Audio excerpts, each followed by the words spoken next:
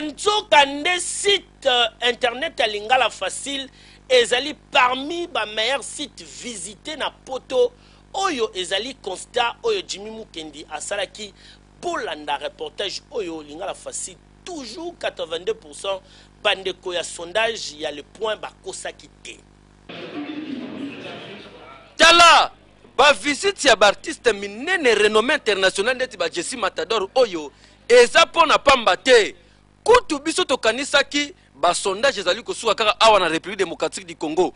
Nzoka na niveau ya France, Lingala Facile site nango ezali placé parmi ba meilleurs sites ya makasi ya minene oyo ezali les plus visités na monde entier. Po eza na 325 sites internet oyo ba komisa kala ingangu na bango kaka na belema ya Lingala Facile pesa bombe information pour na ba faire vivre ba site na bango.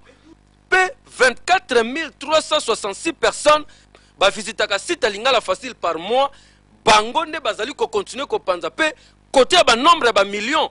Lingala Facile site ngo comme déjà na 6 millions de visiteurs oyo bazo continuer ko kota kotala ba information zali ko pesa na République démocratique du Congo na monde entier mobimba baza na visibilité wana. Parmi ba pays oyo bazali ko landa Lingala Facile mingi eza France, Belgique, Grande-Bretagne, Canada, États-Unis na ba pays mususu avec impact na idéologie bazo ba information ndenge journal Lingala Facile azali ko pesa makambo zali ko leka na mboka na biso pe na ba mboka bapaya.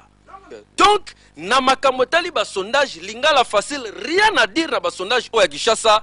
Lingala Facile a komi soko bunda na ba site oya minene ezali na ba mboka ya bapaya parce que information na ezali ko koma na mokili mobimba. Botala bien charge ya communication Lingala Facile ndenge ezalaka na Congo ekomi kokota na monde entier mobimba.